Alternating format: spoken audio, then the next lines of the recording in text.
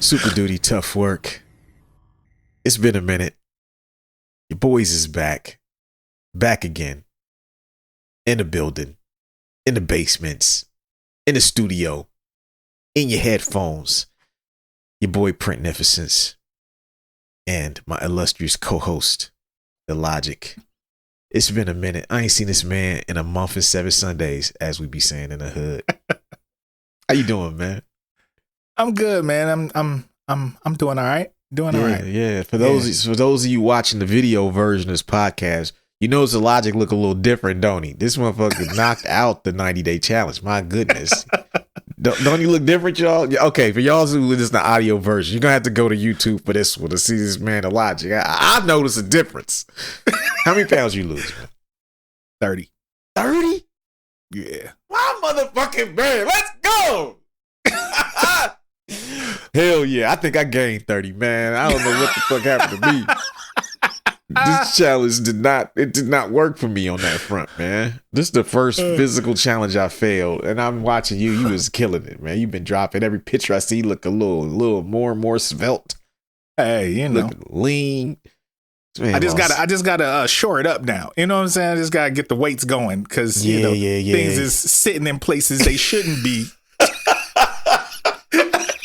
That's real. That's real shit. Yeah, because step one is 30 losing pounds. it. You lose 30 pounds, you start noticing some differences. Yes, things gonna be sagging a little bit, a little extra, leftovers and whatnot. Yeah, we gotta tighten it up. Yeah, it's time to tighten it up. Yeah, that's the thing. Yeah, because that's always phase 2. Because some people stop at phase 1. They just lose the weight and they be like, "Oh, I'm cool," but then you don't want to be. See, I'm not loose, but I'm still on the verge of skinny fat. I'm like right on. I'm dancing on the line. It's like skinny fat is right there. I'm just like 1 foot in. I'm like, I'm right there, And but then you can be skinny fat if you lose the weight and don't tighten up. Right. I'm skinny approaching fat. You was fat approaching skinny, but we both in the same boat.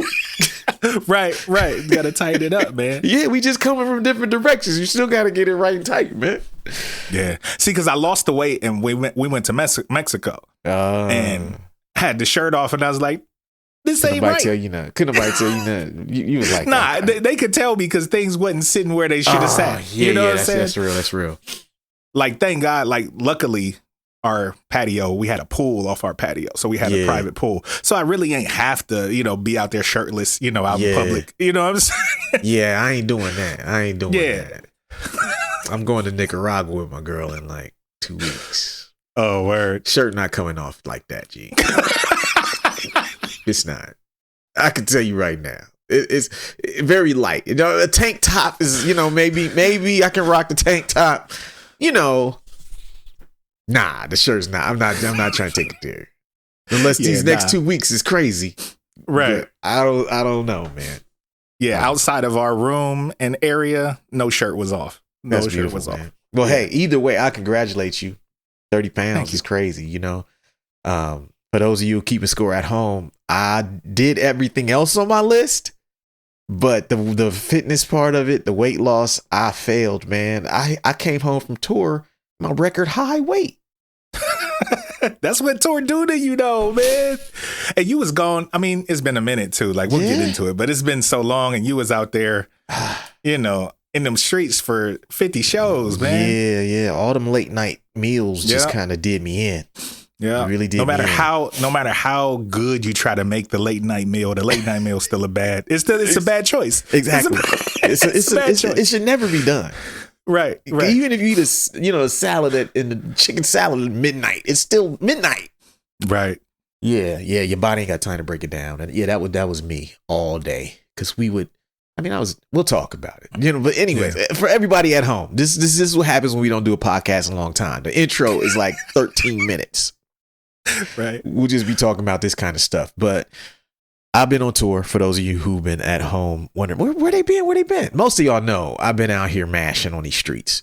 Just finished up 50 out of 52 cities for the Vessel tour. Me and DJ Detox traveled the world. In this episode, we're going to talk about the tour. We're going to talk about, this is going to be a recap and a summary of everything. Illogic has questions. I posted something on Twitter the other day and asked her questions, and shout out to Black Lick. He sent us some dope questions about merch. And so we're going to go through his questions as well during this episode and try to answer everything we can and hopefully give some insight to y'all about how it went, what has changed since the last tour, the new terrain and everything we're seeing, and what worked, what didn't work. And yeah, we'll take a break and we'll be right back. Word. We got you stuck off the realness, the most infamous, you heard of us. Official podcast murderers, the show comes equipped with viewpoints to share. Grown man ideas for all those who care and want to grow, so go ahead and download. Every single week with a brand new episode. You're not alone in this world, cousin, so we share information and honest discussion and keep repping a culture like we supposed to. They spread gossip, but they never come close to. I can hear it inside their tone. They talk about the industry but never left their home. You get laced up with bullet points and such, plus empowering topics that they never would touch. You can put your whole network against the team, but Super Duty Tough Work's the MVP. Most valuable podcast on MP3. Priceless info, but all of it's free. So take these words home and think them through. Super Duty Tough Work is coming at you. You are now listening to Super Duty Tough Work with your host, Blueprint. Raw and uncut. Adult conversations. No shucking, no jiving, and no bullshit. All right, folks, we're back. Super Duty Tough Work, Blueprint, Illogic, the most infamous podcast on planet Earth, here to help you do better work, educate, and entertain artists and whatnot. This episode, we're talking about the Vessel Tour. This is the Vessel Tour recap episode. And I haven't done this podcast since July, probably. Yeah, it's been a while. Jeez, I was gone pretty much all of August and all of September, most of October, and October is damn near over. By the time we drop this episode, it will be over. So yeah, those of you still listening, we appreciate y'all. You know, there's a lot of stuff that's going to get done this year. We're going to get back to doing this regularly now that I'm back home. And, you know, we're going to start right here with this one. So, you know, Illogic has a number of questions that he has for me. And so I'm just going to play like the interviewee, you know, and let him play the interviewer, and we'll just get into it. Word. So first question, how did it feel to be back out there? Because it's been how many years? Six years? For a real tour, yeah, 6. Yeah. How did it feel to be out there for, you know, the hotels, the drives, the check-in, you know, the sound checks, all of the late nights, all of that stuff? Because you go to bed, you know, regularly when you ain't working on music. So, you know, how was all of that? Overall, it wasn't that much different to me. It's like touring to me, which is kind of weird. When you do it, or after you do one long tour, you know what I mean? Like, you kind of have a feel for what mode you got to be in to make it through a long tour, right? And I'll say anything over 30 days. If you out there for more than 30 days, that's a real tour. Like, you got to kind of change who you are a little bit. Right. You know, so I didn't really feel that much of a change for most of it because it's just instinct at that point. Like, there's certain things you know you have to do, certain schedule you know you have to keep. And so I didn't see too much of a change. I mean, overall, it felt good to be back out there, you know, particularly because I hadn't played a tour. I hadn't been to the West Coast since 2018, Two-Headed Monster Tour.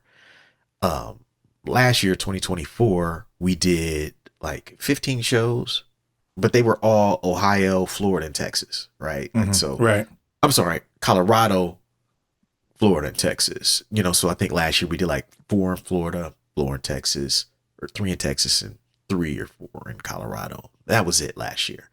That was just kind of testing the waters, you know what I mean? But this was like a real one because it was like all these places I hadn't been in so long. And, you know, we talk about it here. We do the music sometimes, and the music is important, and the studio is important. We are first and foremost recording artists, but there's nothing like being in front of people who are excited to see you about your art. Yeah. You can't duplicate that in a studio. You can't like, that feeling is something different. And so it felt great in that aspect, just to like, oh shit, I'm doing this again. Yeah. Like, you know, because there was definitely been doubts. You know, there's definitely doubts like, can I do this again? But more so, can I do this? Not even can I do this again? Like, do people want me to do it again? Right. Do people care? Do people care? That's the thing, because the game has changed, you know, to some extent, and it's a lot of people touring now, and you know, a lot of tours are struggling. Some people are doing great, you know, but then it's like, it's a different world out there than it was 8-10 years ago, pre-COVID, I will say, for touring. So I had a little bit of apprehensions about that, but overall, like my overall feeling was, it was just good to be out there. It felt good to be like, oh shit, we booked all these fucking shows. It's all coming together, especially because it was so ambitious, you know, like, Right. it would have been easy to just be, oh, I'm gonna do 30 days or just go to the West Coast and chill, because that's where we hadn't been, you know. But it's like, nah, let's just see what's out there. And as long as the shows make sense, we'll just keep adding them and see what it comes to. You know, we didn't set out to say we're gonna do 50 cities. We just were like, we're gonna do the West Coast, and anything else that makes sense, we'll evaluate it and keep adding on if it makes sense. And by the time it's all said and done, as of right now, this recording is 50 shows that we finished. No, I think maybe 51. And then we have like 2 more in Lawrence, one more in Lawrence, Kansas, and then we got 1 more in Denver, November 8th. Okay. That'll take us to like 53 shows or 52 shows, something like that. Okay. Now, since you haven't toured in a while, I'm sure that going out there with a new record was also, you know, a little, you know, might give you a little pause. How was the response to the new record? And, you know, do people love the material? Yeah. You know what's crazy is like 9 times out of 10, like you're saying, I'm really nervous about going out there with a new record, right? Because you just don't know. And you get out there, but like the early signs of this record let me know that I was going to be okay. Which it's one of like, those. It is one of those. And you know, we rolled it out. I rolled it out differently than I did all my other records. Like in the past, I was like an anti-Spotify guy. So I never released my singles on Spotify before the record came out. I would just drop the record physically. I would tour, and then I would kind of do like a window where I just say, okay, after I've toured for this long, then I'll put it on Spotify and let the people there listen to it. But when you do that, you don't get an early feel as to how people are responding to that record. You already on tour by the time people are, the regular person who listens to Spotify is streaming it, right? This one I did it differently, where every time I dropped a single, I immediately put it on Spotify. And so that allowed those singles to kind of show me what people were responding to. And by the time we did the album release party, people were knowing the words at the album release party in Columbus, which was kind of really inspiring. So at that point, I knew like, oh, wait a minute. People were already tuned in to these singles. You know, they want to hear Black Plates. They want to hear Forever, you know? And so that gave me a lot of confidence going into it, which is unlike normal situations. Normally, you're trying to figure out what people like while you're on the road. Right. And it causes you to have to change your set a lot when you're on the road. This time we didn't really feel the need to do that much of that, because I just kind of leaned on the data more. You know what I mean? Instead of just being like, this is what I think people like. It's like, no, this is what the numbers is saying. Play this, play that. Yeah. Like, don't fucking try to figure out stuff that won't need to be figured out. Just accept what's there and rock with it, you know? And so everything worked? Were there things that didn't work, or did everything work? Everything that didn't work was something that we noticed at the album release party. Okay. Right. So like we played, most nights we would play 7 to 8 songs off the new record, which is a lot. Like, I don't think I've ever done half the set. Yes, this half the set was a new record, and it wasn't like I lost anybody or people were just like looking at me, or like, it wasn't like Avengers Counterculture. Where you like, what is this motherfucker doing up here? He got a guitar. He He got a bass player with a big ass beard and this fucking 250-pound bass player dude, a DJ. What is going on? And is he singing? It wasn't like counterculture was so different. This record, it was just people got it. People got it. And what's dope about this record that even the people who never heard it before, the songs work, whether you heard them or not. Yeah. So that helped a lot. Plus, it's just there's a lot of excitement about the record, which is something that, you take the chance that, look, I believe in this enough to schedule this tour with faith that people are going to like the record, and people like the record. People responded well to the record. Those who didn't have the record bought it at the shows and stuff. And those who might have heard it, I heard the record on here, I'm coming to the shows.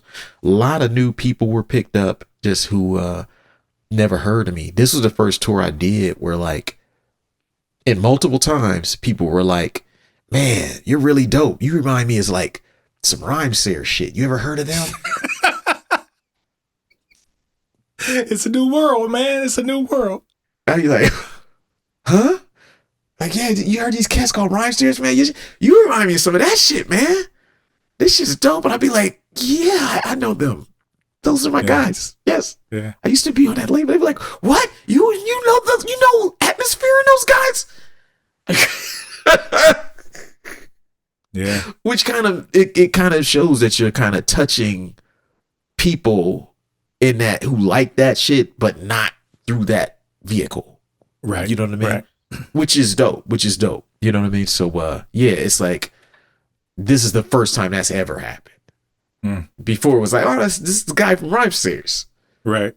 Now it's like, damn, this sounds like some Rhymesayers shit. It shows you've been away for a little bit. Been gone for a minute. Yeah, some turnover in the audience. Exactly. Yeah. Like some of the people who know, there's people who moved on, and it shows that you're reaching new people. Right. Because ain't no way the same people was coming out asking me that. Right. Ain't no way. So the new record was very well received because you know how it is. You put together sets at home, but when you play them live, everything don't hit. Right. Everything don't work all the time. Yeah. And you be honest with yourself, like, yo, the set was going good till I got to this song right here. Yep. And then this one made it even worse. And I should have played something old before I played these many new songs in a row. And then sometimes, you adjust accordingly to kind of make a good mix of the old with the new. But, we start to set off with 20 minutes of new shit. And motherfuckers are into it.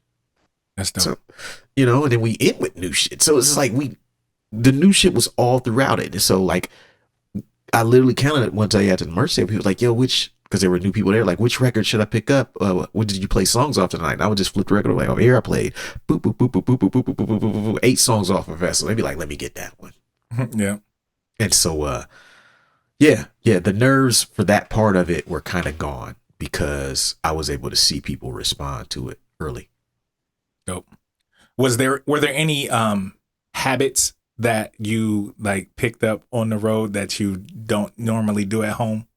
Eating at midnight. That's probably the biggest one. Eating like a jackass at midnight.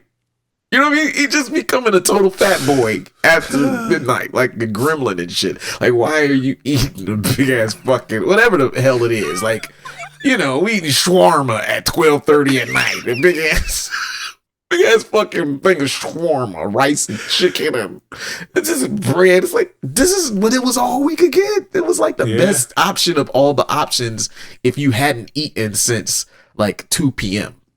Mm-hmm. Right. So most days, the way it would break down, I would probably eat around 2 p.m. I'd have maybe some Subway around 2, 3 p.m. before we got to the hotel.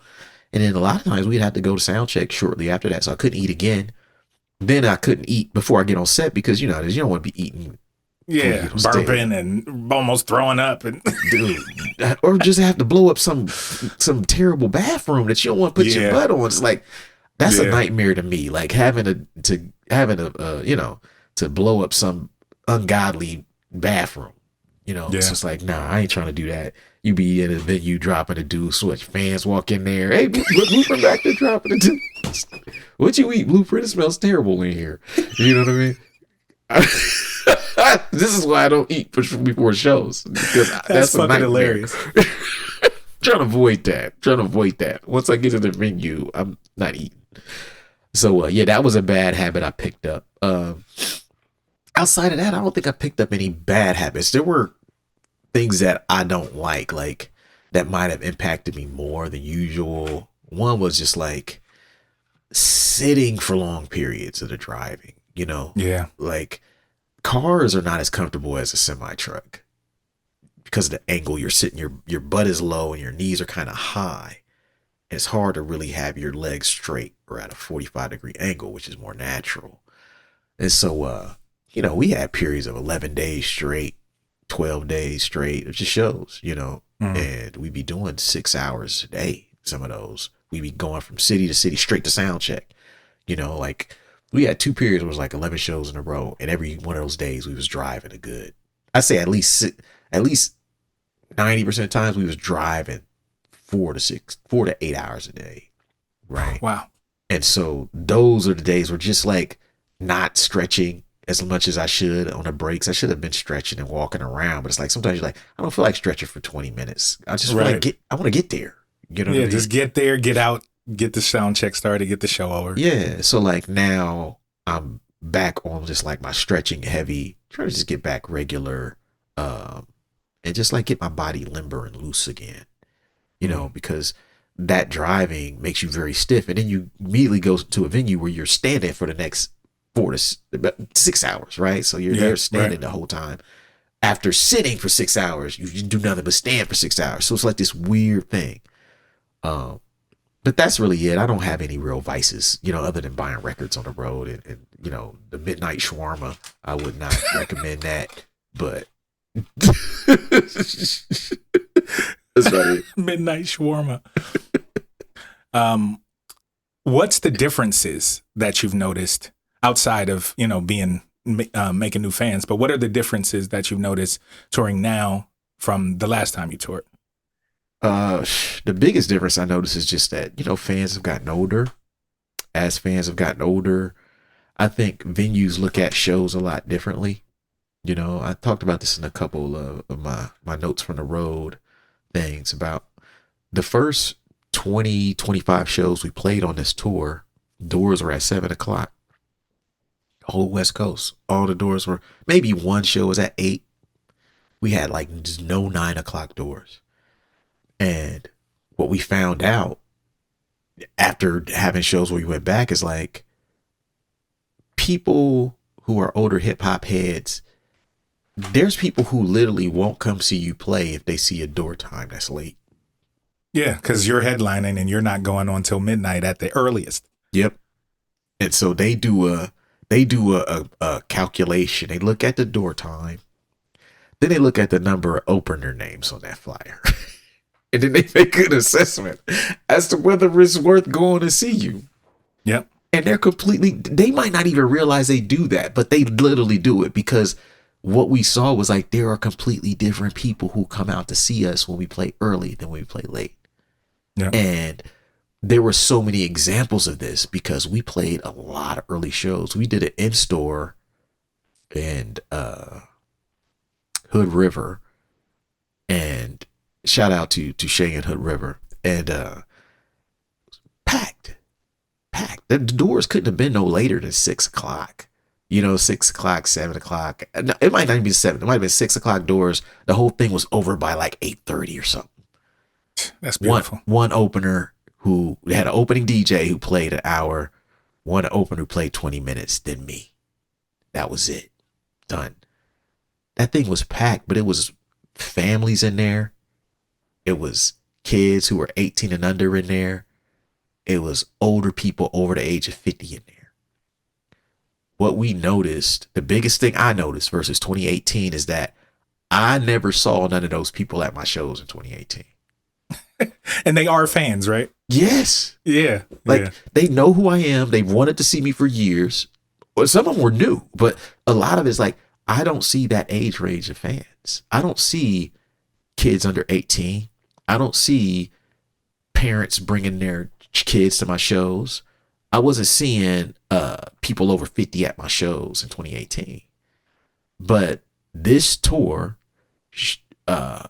showed me that like there's a whole group of people who want to come to shows if they're earlier, who absolutely don't come simply because of the time you throw in the show. It makes them choose between their jobs, their families, and their love of live music. When you throw an earlier show, you allow people to do everything they want to do. Mm-hmm. They go see your show, you done by 8:30, 9.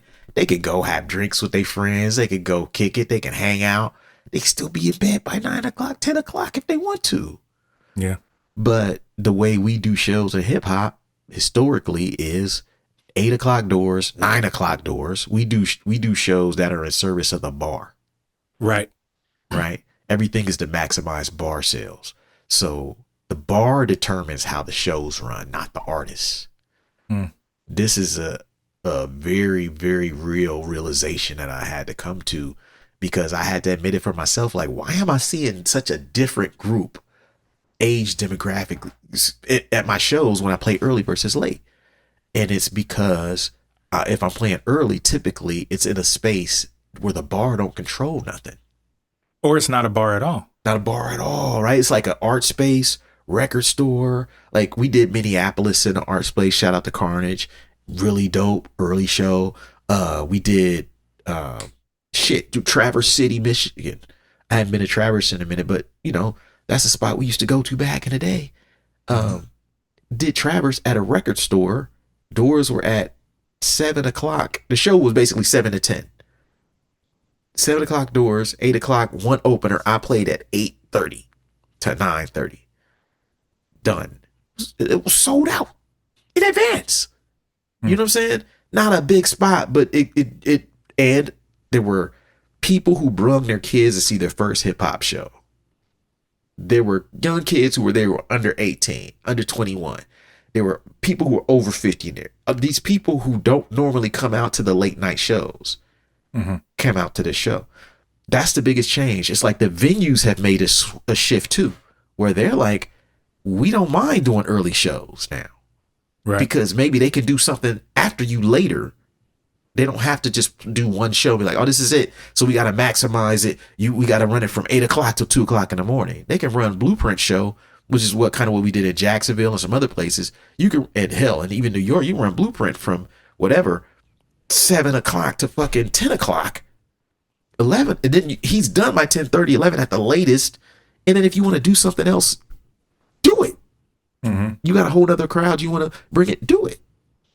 Whereas I think before I was hesitant to do that. I wasn't like a early all ages show, especially maybe because I used to drink. I used to hate playing all ages shows when I was drinking. Oh yeah. I was like, oh, it's too chill in here. Y'all ain't wild enough. You know what I mean? Like y'all too stiff, you know?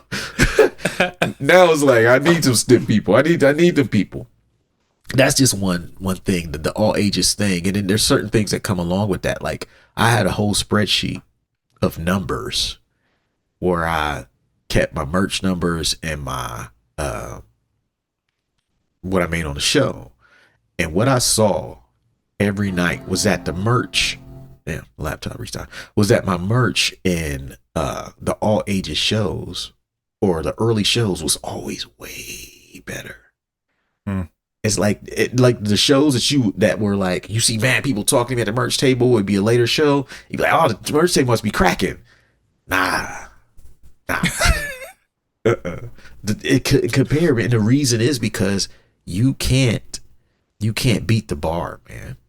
Right. Yeah. I don't care who the fuck you are. You cannot beat that bar. That bar gonna see them first. It's gonna see them last. They gonna make their budget around the bar. Even if that wasn't their intention, they gonna come there. It's like, okay, I got $20. I can get this, but I can get 3 drinks with that. I get to, do I get the book or do I get the drinks? Because I'm gonna be here a minute. Let me just go ahead and get these drinks, and then I'll get to you later, Print. We would finish shows in places like that. People would go to the merch table first. They'd go to the bar first. You see what I'm saying? It's like a whole different culture that now I used to see guys playing shows in these alternate spaces. Yeah. I'd be like, man, why are they playing there? You know, why are you playing in this comic book store? I played a lot of those on some tours. A lot of those small little back room, just little spots with a mixer in the corner and a PA. Dog. Some of the dopest shows though. Yes. Between like stores, clothing stores, weed dispensaries, art spaces, record stores. There is a whole circuit of venues that I think is the future of small venues, because I think that they're perfectly suited for artists like of my size to come through and play to a concert going crowd that's completely different and doesn't want to necessarily be out late, but still wants to get some hip hop shit in. Yeah. So like, that's one of the biggest changes I saw out there.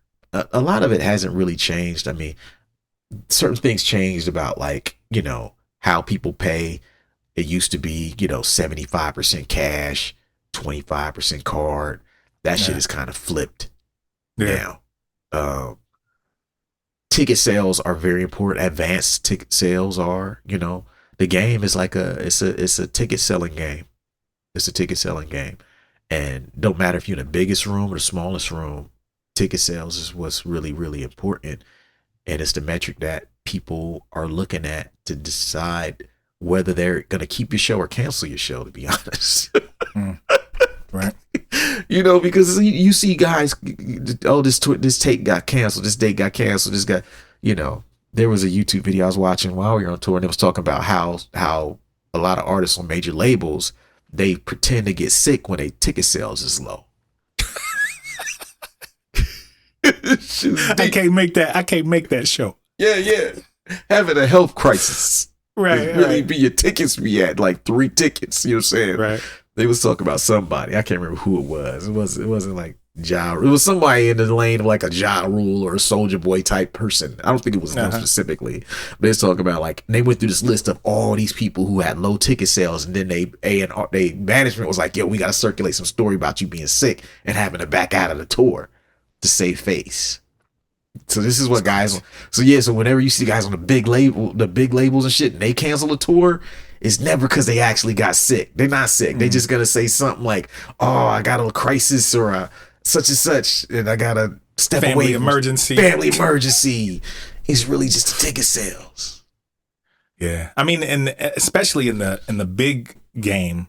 Yeah, that's really all that matters. That's all that matters. Absolutely. And you know what? It's starting to matter at the lower game too, because like even the small rooms want to know, and you want to know, do you have fans in that market, right? So like this was the first tour where we pretty much did advanced ticket sales on every show. Every show. We never really did it like that before.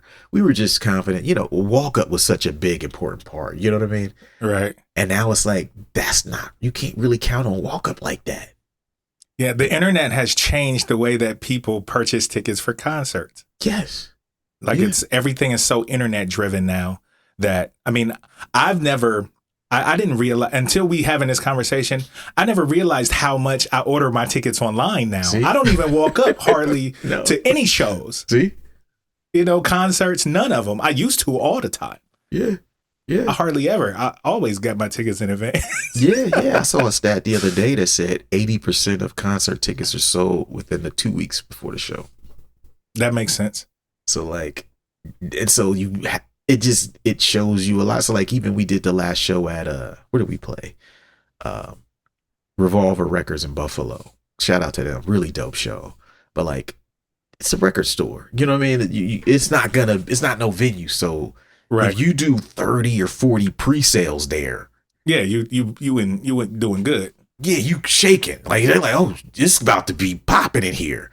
And so like that's kind of where you want to be going with it. And that's kind of where we were going with it on this one. We want to know certain places, and you want to cultivate something where people anticipate it and buy the tickets, you know, well in advance. Now you got to do your work on a promo, you know, and that's a whole nother thing. I learned a lot of lessons about promoting a tour on this one, that like using tools I had not used before that worked out well. But yeah, that's the ticket sales game and the early show game, and just like the promo game. Very important now. Yeah, that was actually my next question. Okay. What did you notice about how you promoted the shows and the tour in conjunction with the record release, and how you rolled that out and all of that? What specific things can you point out that you learned about with that?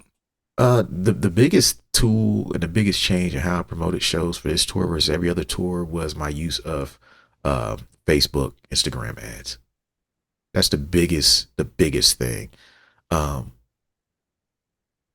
There is no other tool that I've seen where I could literally like target the people in a place who might like my stuff like that. Like I took a course on it maybe 4 or 5 months ago, and I think I used it even leading into like the 88 re-release, and even into the album release party here. Those are my first 2 times really using it. And I'm not an expert on it, but I figured out how to promote at least my shows on there well and target people in certain areas. And that is like a game changer, because it allowed me to feel like, to know that a show is still getting promoted, even if I'm not there, even if I ain't got boots on the ground. Right. Before that felt like a void. Like, how do I get the word out if I'm not boots on the ground and I'm just waiting on this promoter to do something? How do I, activate my people, let them know? And so you kind of notice certain things about how much you're comfortable. So I basically have a model where like I'll have a show and I take money that I make from the shows to reinvest in ads for the shows. Right. So it's all like a cycle where it just doesn't take that much. I might spend $30 to $50, on ads and online promo, things of that sort. But if you think about it, you make that back in 3 ticket sales, 3 $15 ticket sales. And so I'm like, and you make that back in what, like 2 pieces of vinyl sold? Yeah. So it's like, it's worth it if you're not spending crazy money and you know what you're doing. And so I found that to be like a indispensable tool that I'm going to use moving forward for stuff like this. And I get it because, you look around, we've all been like that. We all have seen the things where like our favorite artist is coming to Columbus and somehow we just happen to see that ad. Like, right, hey, yeah. I'm gonna be in Columbus. Right. Comedians get me all the time because I follow a lot of comedians on Instagram. So whenever cats that I follow are coming, I see them ads, boy. It works. It works. And this was my first time trying it for myself and for a tour I did, and I'm very happy that I did it. Obviously, it costs you money, but there were cities too. I printed all tour. We always would do the tour poster thing, right? And we send the people our tour poster, and then they fill it out and hang around town. I still do that stuff, This time I did certain things where I was just like, okay, I'm just gonna have this printed at this place and mailed to you. I fill the shit in myself and send it to you, and you hang it. That's $20. You know what I mean? Like, you have to be willing to invest in the success of your shows, because that's really like, why do the tour if you assume that person on the other side is the only person who can reach your fans? You know what I mean? Right. All right. And last question. For artists, older like us. Yes, sir. What would you recommend? Like, how would you recommend that they tour?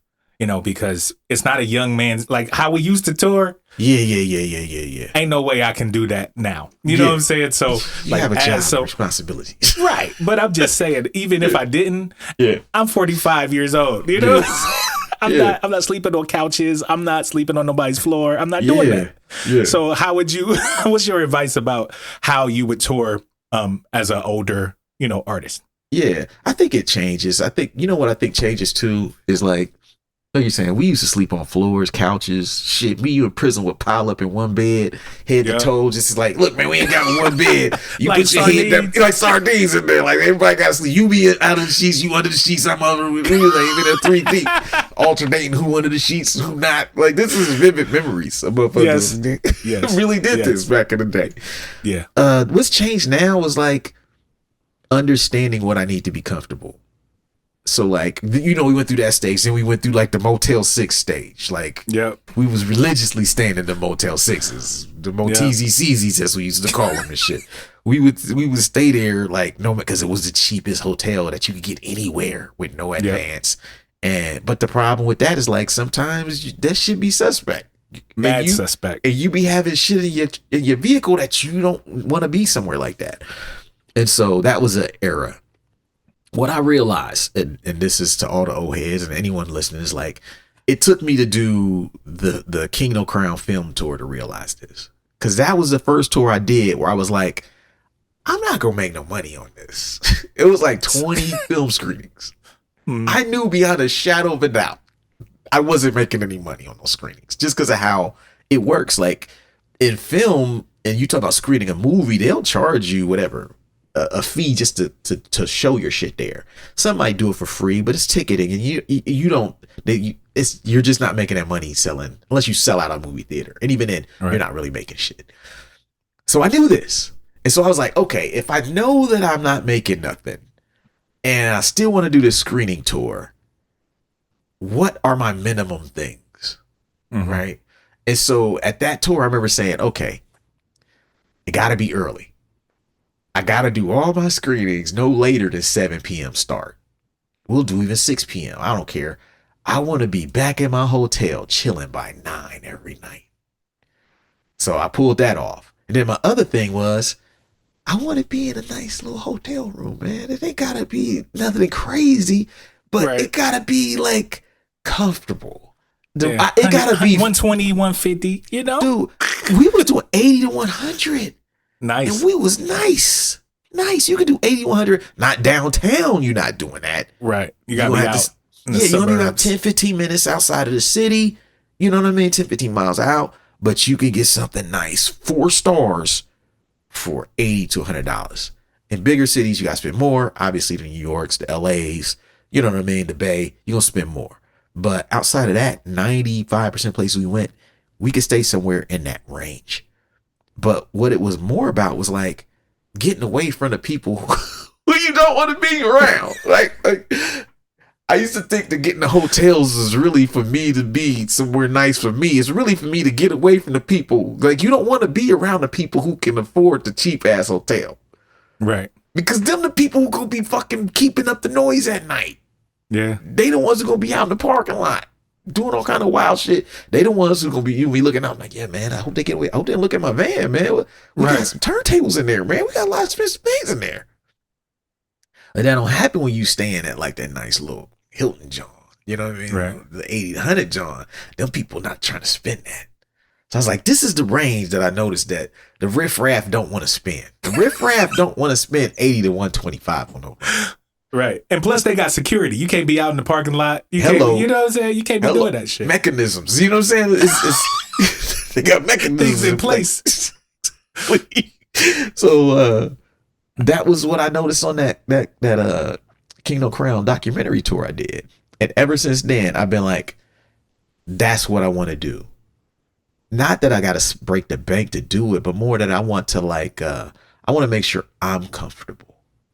And the people around me are comfortable. We toughed it out for so many years. And at the end of the day, like your mental health and being comfortable, sleeping well, peacefully, you know what I mean, is very important. And it's okay to have that on your list of requirements, especially as you get older. Because like you said, I'm not sleeping on no floors. I'm not sleeping I've slept on people's couches or some shit. It's in a spare bedroom at their house. Right. Yeah. Right. Yeah. That's different. Yeah. But like what we used to do before, we was roughing it, man. Me and Groove would sleep in a car sometimes. It'd be too late to check in a hotel. We just did that pull too. Up at the parking lot, let the seats back and just crash until, you know what I mean? But it's not really, it don't make sense no more, man. Like, we used to pull up to shows and be like, yo, we don't got nowhere to sleep tonight. So we got to find somewhere to sleep. Yeah, get out there and shake and bake. Yeah, I'll be out there shaking and baking, like looking for leads. Trying to find something soft. Mad leads. Mad leads. Looking for some leads. Trying to find somewhere soft to lay my head. And for me and my guys, you know, sometimes you got to take one for the team so everybody got somewhere to sleep. That was the real. Memories, man. We not doing that no more. We not doing that. We're not doing that, you know, but I think that's all it is, man. And I say for older people, don't look at it like you have to do that. Look at what can work for you. For people who've been doing it for a while, for me in particular, it's like, I'm touring this way because I don't like to tour all year round. You know what I mean? Mm-hmm. Like everyone has a preference. Some people's preference is they'll go out for 30 days here. They'll go 3 months from now, they'll do 2 weeks. 3 months from now, they'll do 30 days here. They'll go to Europe a month after that. They just end up playing the same 50 shows that I played at once. They play spread out over the year, right? So if I do 50, 60 shows this year, they've done the same shows. My preference is to do it all at once because I like continuous time here, right? I like the momentum of being in a studio, like we talk, getting up, listening to records, listening to samples, making beats, getting that rhythm, finishing projects. And I feel like the more I come and go, it's hard to do that. But that's my preference. I think the main thing for anybody touring is just look at it like, okay, what can I give? Am I a weekend guy? Can I do it Thursday through Sunday? Am I comfortable driving 3-4 hours away Thursday through Sunday, make it back? And as long as I know the shows are well promoted, then that's what you do. You come up with a plan that fits your strengths, but also your minimum requirements for comfort. And then I ain't talking, this ain't got nothing to do with money, right? Because what people tend to do is they say, well, I ain't going out there unless I make X amount of dollars. You know what I mean? And it shouldn't be about that. It should be about, especially if you have another way to make money, it should be about making sure you have a good experience. Because if you start having bad experiences, you'll never want to do this shit again. And so we were comfortable. Like every night we slept in a nice hotel. Me and Detox, we never had no issues. We were good. But that's because early on, I decided years ago, I didn't want to do it. I didn't want to cut on that. And I'm like, this is all I'm doing is saving $30. Right. Yeah. Like at $30 that's between the $50 and the $80 joint. Am I really, really getting that kind of bang for my, is it worth it? Nah, you get the breakfast over there for the 80 John. Get the security for the 80 John. You get the internet be working all the time for the 80 piece. You know what I mean? Yep. The 50 piece, the internet might not work, man. Riff raff be out there. AC may be kind of, it may work, may not. You never know, man. Loud people, that's nah, man. Yeah. So I'd say for people who want to tour, just decide that first. We can probably get into some, we'll get more into just like specific advice or tips. Maybe we'll do that in part 3. Yeah. Because I think that will be, I could probably talk about that for a minute in different ways. About specifically how I would do it, how I would recommend it. But yeah, we'll take a break. This has been a long segment. This first segment been a whole episode. Right. But we've been going, so fuck it. I think y'all will enjoy this conversation, and I hope that y'all are cool with us talking a long time because we ain't done this in a minute. And we'll take a break and we'll be right back. Word. To all the listeners of the Super Duty Tough Work podcast who need to use social media for your art or business, but have realized that you aren't getting the results that you would like to see on social media, I have a message for you. The message is, let me help you. You don't have to hate social media. You don't have to avoid social media. And you don't have to spend all day on it to get the results that you deserve. I've got a social media strategy book called The Social Media Cheat Code that is available in digital format for the first time. To celebrate that, I'm running a special offer for it on superdutytoughwork.net. Right now, you can get the 112-page book, the 34-page workbook, the Engagement Maximizer checklist, and a coupon for 50% off a coaching session with me about social media. And all of this comes with a 30-day money-back guarantee. All for just $20 right now on superdutytoughwork.net. If you're just getting started on your journey, or you don't feel like you're getting the attention that your art or business deserves, this book will fundamentally change your approach for the better. You don't have to take my word for it. On the website, there are a bunch of testimonials from other people who have read the book and applied it and said how much it has impacted them positively. So head over to superdutytoughwork.net and make a small investment in your success that will have a big return. Don't waste another day without direction. Pick up my book, The Social Media Cheat Code. Thanks for the support. Back to the show. Quick announcement. We have officially launched the Super Duty Tough Work website, and we would like to officially invite you as a listener of the show to go check it out. The website is superdutytoughwork.net. Again, that's superdutytoughwork.net. Go there and check out the site. You can do 4 things on there right now. The first thing you can do is listen to the podcast. Second thing you can do is purchase books. The third thing you can do is book coaching calls. And the fourth thing you can do on the website is purchase ads for your business on the show. So this is the first time you have been able to do that all in one place. So please take a second, go over to superdutytoughwork.net, sign up for our email newsletter over there, and support the movement. Back to the show. All right, folks, we're back.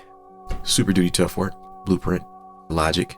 This is the official Vessel Tour recap. If you made it out to one of the shows in the store, I want to thank y'all. I didn't get to talk about it in the first segment, but lots of love for the Super Duty Tough Work show out there. You have no idea, Jamar. You have no idea. The most infamous podcast is loved. Like deep love. We have inspired many. We have helped many. We don't even know how far this thing reaches. We don't know. It reaches far. And going on tour really taught me that. So I met many of our listeners out there.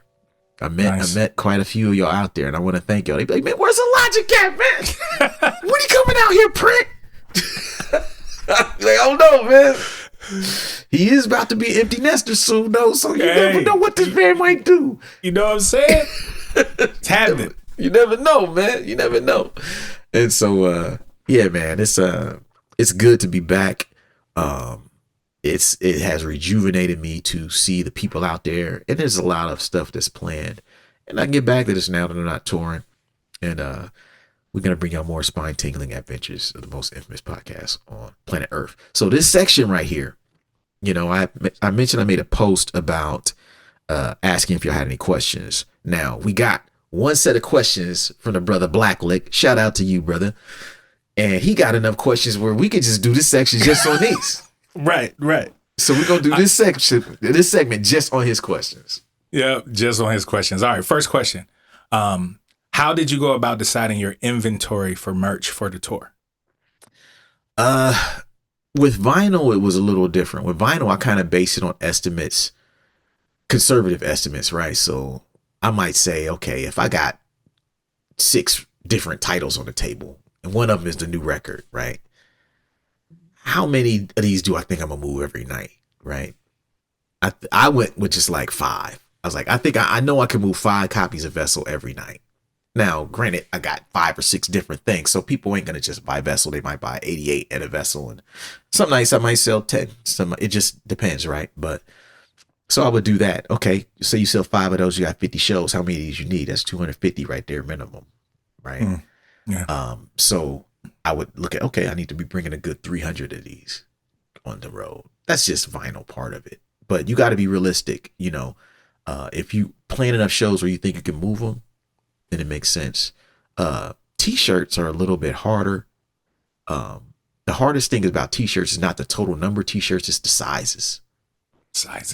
You know, because that's changed over the years. Like what you sell, certain colors sell better than other colors. And you can't really do nothing about that. T-shirts are a little harder, but I always say start and look at based on how many shows you got. If you say, okay, how will I do it for 10 shows? I might say, okay, if I'm doing 10 headlining shows or whatever, and let's say I got 1 design, I might say, I think I can move 2 to 3 shirts a night, right? I think I need 25. I think the minimum is 25 shirts because you got to do 5 in each size no matter what. So right. You're coming out the gate with 25 minimum. And what you do beyond that is based on your fans, how big they are. Are your fans some big boys? Yeah. You know what I mean? Or some little chicks. It depends. Like girls can wear mediums and smalls. So right. I'd say that's kind of how I go about estimating like merch. I kind of base it on, we have album release parties. We look at other shows, particularly shows where we play a certain role. What you move as an opener, completely different than what you move as a headliner. So use those as factors. Am I headlining? Am I opening? I got to get 25 anyway for it to financially make sense, and what can I move beyond that, and what can I afford? But you want to get the most that you can, because it's going to be very hard to re-up on the road. Yeah. Yeah. And so the questions I used to always get for shirts was, you don't have no 2X and 3X, or you don't have no girl shirts. Those you ain't got no big boy sizes. Right. I used to always get those questions. Yeah. I ain't got no big boy size. You ain't got enough for the big man in there. Yep. That's how they get you. Yeah. His next question, talking about t-shirts. Do you know what was the most common size of shirt that you sold? If I had to guess, I would say large and XL. Okay. Yeah, that makes sense. It makes sense, but it's like, I feel like there was a few years where mediums was cracking.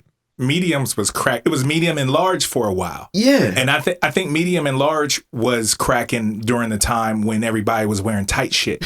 When all the dudes was wearing skinny jeans. Right, and everybody was wearing shirts that was one size down from what they actually wore. Yeah. Yeah. Yep. That era's not here no more. Because, I definitely, I believe that I overestimated how many mediums and smalls I should have. And the larges moved quickly, but then I underestimated the XLs because I was thinking that, based on what you just said, okay, the mediums and the larges be moving the most. These big sizes, it wasn't like that. It was like people are returning to like bigger sizes again, And all of our fans are old. A lot of our fans are older, so they not in mediums no more. Say it. That's the truth. That's the truth. They've grown right with us. Yeah, they grow with us, bro. Physically and like developmentally, like that. Yeah, we grow. I've grown up with your music. Yeah. Literally. Like, we've grown out as well with it. Like, yeah.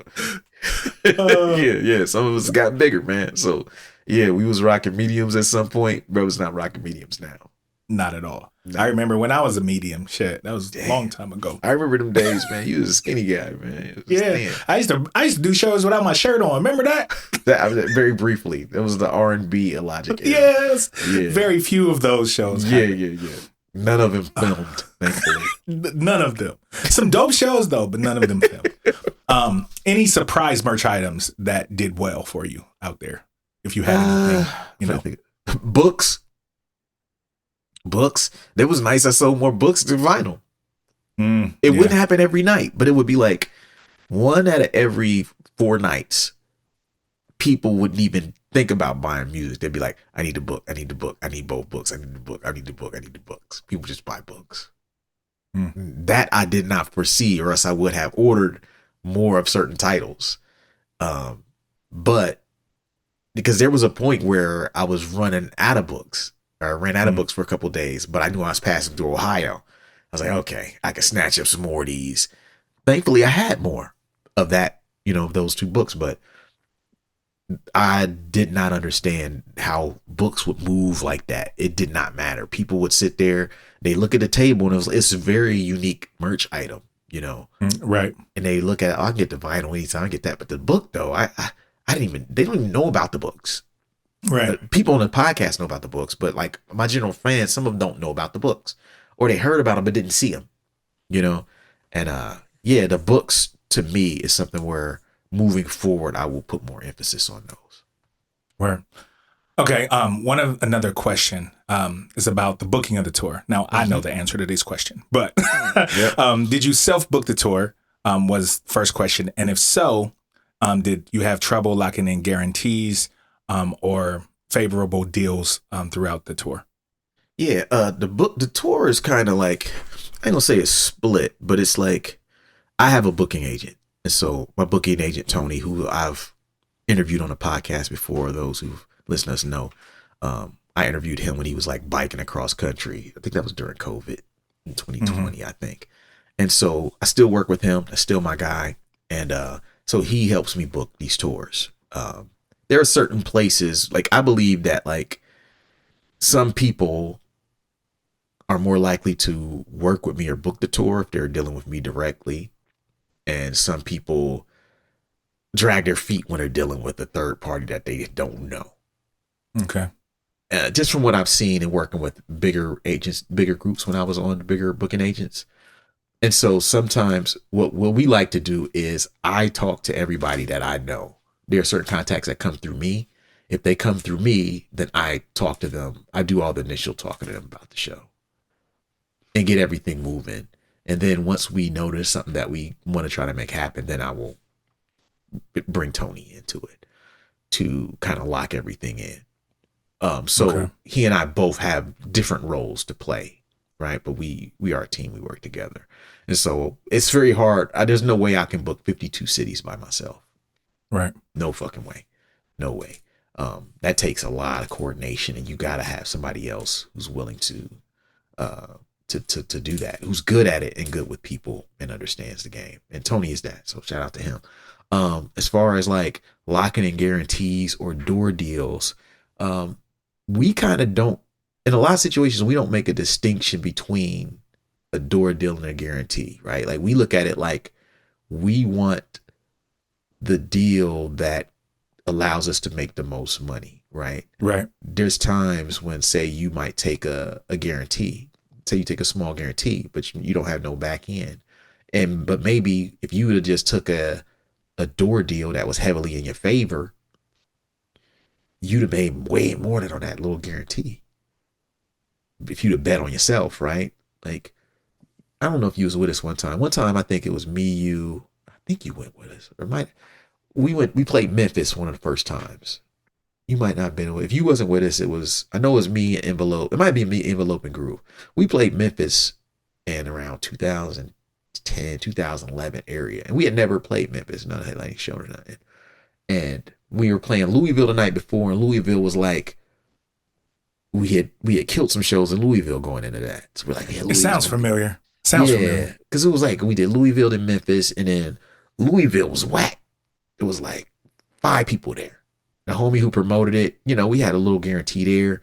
The homie who promoted it, he didn't do a good job. I don't think we got all our money anyway. Because he was like, yo, man, I took a job over here. I ain't even had time to promote y'all show. My bad. Didn't tell us this before we got there. You know what I mean? Told us this after. So, but then the next night we had just like a door thing in Memphis. It's like, look, man, we just give y'all, X% of the door, whatever come through. This is y'all. He was like, damn, that's a decent drive, but let's just take a chance on it. Man, I'd be damned if we didn't make fucking $1,200 to $1,500 just off the door deal. No guarantee. Yeah. And I say that to say that like sometimes the split gives you a bigger chance to make money. You know what I'm saying? Than the guarantee. You just have to be able to assess the event, the promoter, how hard they're gonna, and where you are, right? So you do different deals in different places, right? And whether it's worth it or not depends on not just that show, depends on everything you have going on that week. So say, for example, I look at it like every week, I might have a show with a guarantee on a Friday, Saturday, and Thursday. But Monday and Tuesday, I might not have anything there. And I might want to fill those shows, but I know that they're going to be in small markets who might not even want to give me a big guarantee. Right. So sometimes I might go into those like, hey man, let's just do a door deal that's heavily in my favor. I'll bet on myself. And what ends up happening is you end up making what you would have asked for in a guarantee or more anyway. So it's not necessarily, I don't look at it like it's hard to lock in a guarantee because the way we approach every market differs, right? Every situation is different. You just want to get the best deal that works for you. Yeah. And who you are. Because sometimes, depending on who you are, you might not be able to get a guarantee. And that's okay. You just want to make sure that if the show does well, you're paid proportionally to how well the show did. Right. That's my thing. I don't look at it like a guarantee or no. It's like I want to be paid proportional to the show's success. But that also means if the show don't do well, I'm willing to just eat shit. Yeah. Yeah. Yeah. Most people, they want the guarantee when it go great, but they don't want to bet on themselves with the door deal, because if the door deal don't go well, then they don't make no money. Right. You know, like I had some shows, a couple shows, so I didn't really make that much bread. I mean, like less than $200, like low. Like I made just enough money to cover gas in the hotel for that day. Yeah. Yeah. It was a door deal, but I bet on myself. And I know that like sometimes if you come out there with these high guarantees, you might not even get that show. But let's say I bet on myself and I did that, but then I turned around and did 700 in merch on that same show. Yeah. Now, if I'd have said, nah, I ain't playing that show, that's $800 I wouldn't have made that day. And it's more likely that they'll probably bring you back. Right. So like, you don't got to do crazy numbers to like, you know, to make money. In a sense, you just have to do deals and be flexible, you know, based on where you're at and what you see from that promoter or market, you know. Okay. Another question about promotion. What do you consider to be an acceptable booking agent split fee or rate? I mean, as far as I know, booking agents rate is either 10 or 15%. That's industry. Yes, that's what I thought. Yeah. Yeah. So I anything in there is cool. I don't know, but I mean, that's just your booking agent though. Right. You still have venues, you still have promoters who might want a percentage. You know what I mean? You still have other people who have hands in the show. And so you have to always account with that. But just in terms of booking agent, my understanding is their standard fee is 10 to 15%. Word. All right. So I saw you mentioned earlier that the shows were earlier. Did you determine the run of the show, the number of openers, or was that done by the venue/talent buyer? A lot of times it's done together. Like we talk about it. It's one of those things that's talked about when the show is being confirmed. You know, now one thing is certain places we don't have any control over the number of openers. If it's like a monthly event or if it's something that they do regularly, like we try to come in and instead of like, because you can try to get into that too much, and then what you end up doing is everybody gets stressed out, because then it's what I found to work better is that if we're willing to play early, we avoid all of that shit. Right. Yeah. And so that kind of goes with betting on yourself with doing a percentage deal versus a guarantee. I'm willing to bet on myself by playing early. I'll bet on myself that my fans is going to show up an hour and a half after doors, 2 hours after doors, rather than saying, you can't put me on until midnight because I want to play when the room is absolutely at its most full. Right. Right. Some people are like that. They don't want to. I'd rather bet and be like, hey, if it got full later, then I just missed out. Mm-hmm. But I could be back in my room by midnight. Right. If this goes the way I think it's going to go. You know, and I got 8 hours to drive tomorrow. So that's optimal to me. You know, you just got to bet on yourself, man. You know, with openers, you don't really get to determine. I ain't gonna say you don't get to determine who. It just depends. Like, it's a conversation that everyone's involved in. They might say, hey, I got this group I'm thinking about opening for you. I'm thinking about putting this group on you. What do you think? There are some things where they're like, hey, who do you want? Like Orlando just like, hey, it's your date. Who do you want? You talk to them, you figure it out, you work the shit out with them, and then y'all go from there. So I was like, oh, Orlando, let me get E-Turn and Midas the Beast then. And then I reach out to them, and that's the fam. So it just works out. But every city, I don't have those kind of relationships, you know? Where? Yeah. All right, last question. Yep. What was the van's final mileage on the tour when you parked? As far as I can remember, it's at like 308. It's at 308,000. So what you do, 17? 17, almost 18K miles on that, John. Yep. Still going. How many tune-ups? How many tune-ups and oil changes on the road? Oh yeah, one oil change. I had an oil change right at 299,000 miles. Okay. So we was in Tucson. We had a couple days off, and I was like, man, I need to get this oil change just so I will feel good about it, possibly hitting 300K and not dying on me. So I don't want no funny business. So I got a tune up right at 299K, and then we got that joining. So I probably need to I need to get an oil change now that I'm back. But yeah, we're at 308,000 miles, man. Almost 18,000 for the tour. It's a lot of driving. Yeah, we was dipping, man. Yeah. Thanks, Black Lick. Appreciate you. Yeah. Thank you, brother. Appreciate you. So yeah, we'll take a break. We'll be right back with just the last second, wrapping this up.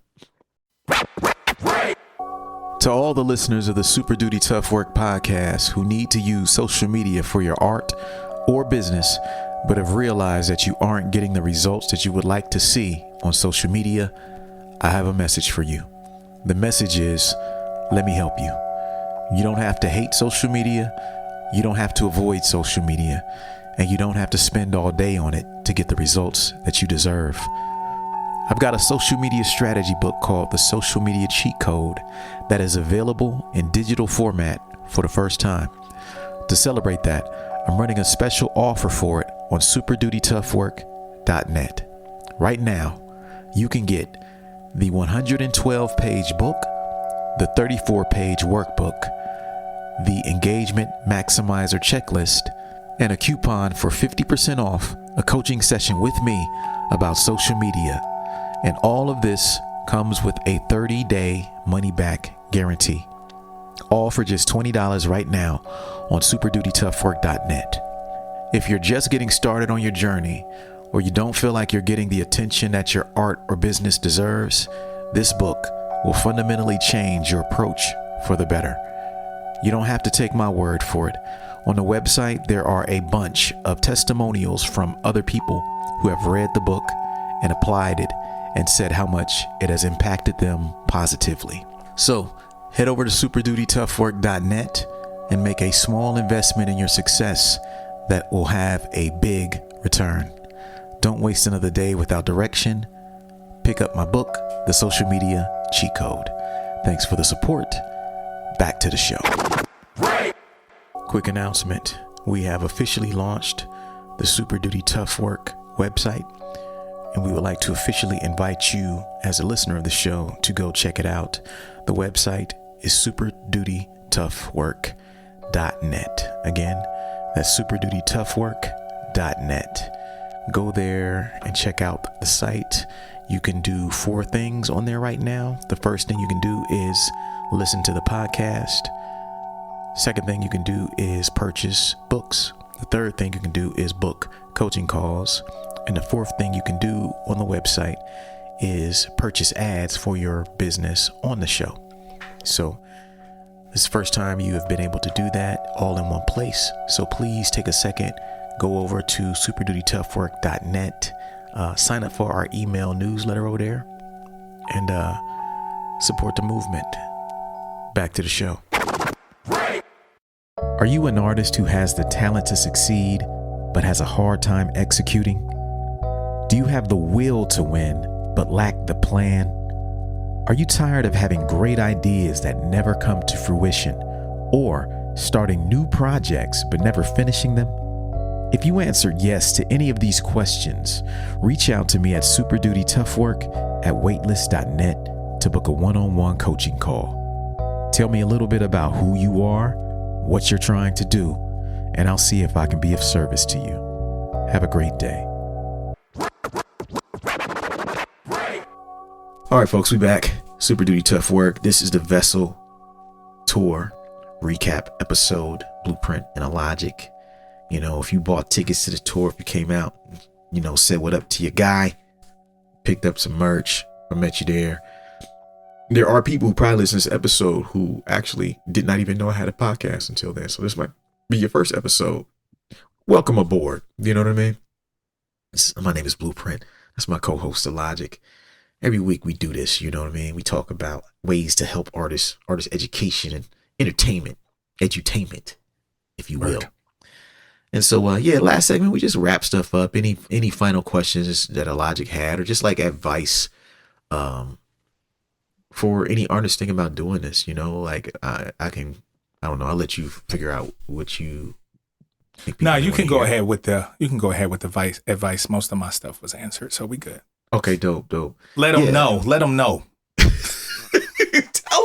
Tell them, son. Let them know how the streets be. Yeah, man. My advice to anybody about with touring is like, don't be intimidated by what you think touring is, because everybody's tour is different, right? There are guys we see doing long tours, and sometimes they don't even be driving. Sometimes they just wake up, they in a bus. They sleep comfy wake up in a every new night. city. Wake up in a new city. They be refreshed, sleeping 10, 12 hours a night, you know? But to the perception, it's like, oh, that's long, that's hard. There's people might look at it like, yo, your tour is fucking hard and long. But it's like, to us, it was just like, after the second week, it felt like it's a regular job. Yeah. Like, you wake up at 11 and you drive, 5 hours. You drive, you get to your city around 3 to check into your new hotel. You chill it from 3 until you got to go to load in. But we ran our tour a certain way. You know what I mean? We would run our shows early to max with the understanding that, like, I can't be in venues till 2 a.m., 3 a.m. like that. Right. Because I'm playing such a different role on a tour. But also now learning that now fans are willing to show up early because it makes sense as well. It just reinforces that. But like, touring is what you make of it. I know there are people who will look at us and say, man, I could never do that. I could never do that. You will never have to do or want to do or need to do what I may want to do, what me and Detox can do. Me and Detox enjoy a certain kind of thing. We like getting after it. We love the challenge of it. We love going to different cities and just digging every day. It's just like the thrill of it, finding some fire shit that you wouldn't have found in Columbus, and coming back and like him getting the DJ every day for 50 days straight. How sharp he is. Like going to rock places we never been and never thought. Having people sing along. Like, that shit is beautiful. It's beautiful, And I say, if you want to tour, decide what you need, your minimum requirements. By minimum, I don't name no old fucking prissy ass, bougie ass, high maintenance shit. I'm saying, like, if you woke up and you were in a new city on vacation, or you're just chilling, okay, let's say you got stranded in the airport. What's your minimum that you would stay in until your flight left? You know what I mean? You would stay in a decent hotel. You would spend all of your money on no fucking room because you leaving tomorrow. Right. You stay something solid, right? Okay, what would you be eating out there? Right? Well, how would you run your schedule? How many days in a row are you comfortable doing that thing before you need a day off or 2 days off? I noticed that mine is like 10, 11. I can do 10, 11 shows in a row before my voice start getting a little weird and I start just needing a nap all the time. So we would push it to 11. Then anything after that, we have a day off every 3-4 days. We had a couple of days of just like 11. And then we'd have some days where we would have 3 days off, 4 days off. But we could do that because we just rocked 11 straight. Yeah. And we would chill in one spot and, get separate rooms there and then go digging and go just be normal. I'd say it's what you can make it. If your career is like, hey, I got a regular job and I can't tour, that's cool. Don't look at it like that. Just look at it like, okay, can I play a show on a Friday and a Saturday if I want to? If the opportunity is there, what do I need to do to play a weekend show? Yep. How can I maximize that? That's my plan. Yeah. See? we got a record coming. I got to do some. I got to go some places. What I mean? Like Friday, Saturdays, you're home Sunday. Or you're home first thing Monday. Obviously, if you work and you might have some of them 3-day weekends, you can kind of freak it. Labor Day weekend, Memorial Day. You can freak some of those too. Yeah. But I say, like, think about what you can do before the time comes, so what your answers will be when the opportunities present themselves. You don't want to be having opportunities present yourself and you ain't never even thought about this. What my wife think about this? What my kids think about? Can I go out there Friday? Do I have a vehicle how far am I willing to drive on Friday? Or do I need to fly? Can I do this? How far, do I have relationships in these places? Do I got the homies out here I can stay with? Do I got some friends out here? What's my network look like? Just think about these things ahead of time, because this will be like the structure, the foundation of anything you do to promote a record. I don't even think that the end game of touring even always has to be, I gotta make X amount of dollars to justify. I mean, I sat right here on this tour and on this show and told everybody that when I went to Asia last year, I lost $500 on the whole thing. I didn't come out in the black, but it was worth it to me because it was like 2 weeks of shows, 2 weeks of vacation. Just the way I felt after that, you can't take that away. That was worth it. You know what I'm saying? Right. The average person gonna spend way more than $500 to do what I put off over there. And so it's like, nah, man. Some things are worth it in a way that has nothing to do with money. Only you can answer that. And so my advice to anyone thinking about touring is sit down and think about what you need. Some things you will care about, I might not care about. Some things I might care about, you might not give a shit about. You know, and then put together a plan for that. And then just sit down and write down like where you have contacts at, where you know people at, where you have a reach. And start speaking to people as early as possible about the possibility. The earlier you start talking to people, you know, the better things will be. This tour happened in August. We started booking this tour in November of 24. You know, so that's 9-10 months early. Like by before we even got to New Year's, I already had, and I think I mentioned it here, I had the date for my 1988 re-release party. That was April 1st, I believe, or something like that. And then I also had this August album release date in Columbus. Those dates was held in November of 2024. Yeah. And we were already working on a tour to follow that. So Dayton, Columbus, all that shit was already locked in at the top of the year, 8 months early. And so I'd like that to be a lesson to everybody involved. Sometimes it's not that your plan is whack. It's just that you're starting too late based on the factors that happen out here. You know? Yeah. Especially now. Yeah. Post COVID, there's a lot more people touring. The demise of the demise of physical product and the rise of streaming, as we talked about in this podcast, means that not only are the ticket prices up, but it also means that there's more people touring. People touring because that's one of the only viable ways for many artists to make money. And if there's more artists touring, that means there's going to be more competition for the dates that you want. Yep. So keep that in mind, no matter what you're doing, that there's somebody else trying to do the same thing as you, but they looking at it 6 months early. They're committing. And so the earlier you commit, the more successful you can be when the time comes. Word. That's it, man. Great advice. Yeah. To everybody listening up to the podcast, we thank y'all for y'all patience and y'all loyalty. You know what I mean? I appreciate seeing y'all out there on the road. It's really encouraging, and it inspires us to get back in and just get back to it. I got a lot of guests I met on the road that I'm going to have on here in the coming weeks. Nice. Got a lot of topics. I'm getting more organized about this thing, redoing how I track all the stuff I'm supposed to be doing. And I'm going to try it out, see how it goes for the next month or two. And I think it will be fruitful. And so, we're going to get back to doing this. I appreciate y'all. And, superdutytoughwork.net. Yeah, we got the new website. Hit it up to all my coaching people. I appreciate y'all. We're going to get back on it ASAP. And so, see y'all next week. All right. Peace. Peace. Thank you for listening to Super Duty Tough Work. Subscribe to the podcast on iTunes. Follow the podcast on SoundCloud. Peace. Shoot, I got styles already that's more complex that nobody know about. I mean, super duty tough work.